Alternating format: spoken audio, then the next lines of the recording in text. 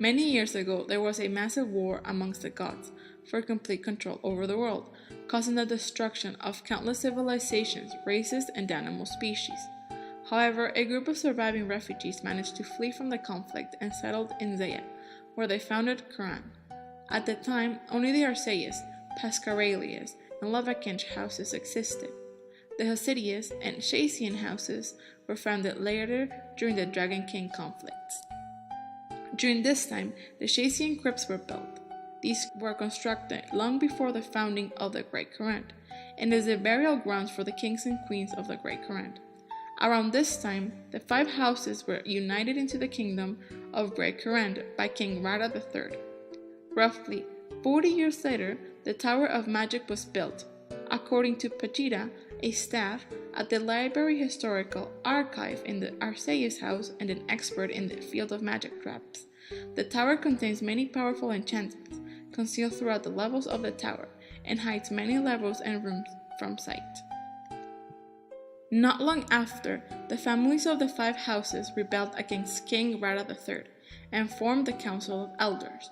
The council used the chambers in the Tower of Magic as their meeting place and governed Great Kourend for 50 years. During their ruling, a famine struck the kingdom. 5 years after the famine began, Lord Hasidius IV met with the lords of each of the other 4 houses, coming to an agreement that half of each house's lands be granted to the Hasidius house in order to grow more crops to stop the famine. He wrote a letter to the Council of Elders and was granted his request. Not much after, the famine ends. The Royal Accord of Twill, a document which detailed the transition of authority from the Council of Elders to the Lords of the 5 houses. The document detailed a rotation in power, where the Lord of each house would rule for 1 decade at a time. 10 years later, the winter beast ravaged the lands of the North Kourend, causing livestock and crops to freeze. The winter beast continued to ravage the lands for a few decades, with all attempts to stop it unsuccessful. Fearing the winter beast's power, Lord Arceuses worried it could consume the Great Kourend, and ordered the construction of the Arceuses House Library, in storing important documents and research from all houses. The most important texts were stored inside of the Tower of Magic for added protection. 2 decades later, a master Levakinch smith named Din managed to plan the defeat of the winter beast. Din believed that the roots of the bruma tree can emit the heat required to stop the winter beast. Planning to lure the winter beast into a large prison, sealing it with a large set of doors powerful enough to guarantee the imprisonment. 60 years plus, Lord Shaisian III seized control of the Kourend using military under his command. He abolished the royal accord, crowning himself as king. Corrupted by the power of the Dark Altar, an ancient altar with powers that bridge the gap between life and death that has been studied by the Arceuses home for as long as their documented history.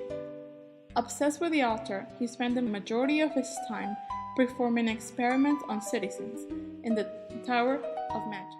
He ordered an expedition to explore the Kabos region, west of the kingdom. A team was assembled to assess the dangers of these lands. A mountain beyond the swamps of the region was found. King Shaisian VII ordered to have the mountain as their main focus for the expedition, giving the party 250 days to ascend the mountain and return with details of their findings. The party never returned. Assuming the party perished in the field, the king declared the expedition a failure. A temple was constructed, presumably under the orders of King Shaisian VII. Within the temple, an unstable altar was created, giving a similar power to the Dark Altar, while having the ability to amplify the true Dark Altar's power. Here, the native species of lizards in the Kabos region were experimented on, creating creatures such as the corrupt lizard man. The Battle of Conquerors began, and King Shaisian VII was killed. His body, however, was never recovered. A few days after the battle, Zarek appeared and was said to have a similar appearance to the deceased king, who was later discovered to have used the power of the Dark Altar to move his spirit from his mortal body into a corporal one. With the help of the lizard man and his new power, Zarek proceeded to kill the remaining leaders of the houses of Kourend and proclaimed the Grand Kourend as his. many people fled the kingdom. After years of Zarek's cruel reign, a farmer named Byron witnessed a lizardman guard murder a child. This outraged him to murder the lizardmen and gather the townspeople to fight back. Within a week, the lizardmen were outnumbered, driving them to the caves beneath Kourend. During the revolution, the Dark Altar was also destroyed, which weakened Zarek and forced him to exile. After the success of the revolution, Byron was named king. He ruled for 3 decades, and his son King Byron II for our subsequent 2 decades. Now, one of the greatest threats to Kourend is the return of Zarek, who has been planning his revenge and return.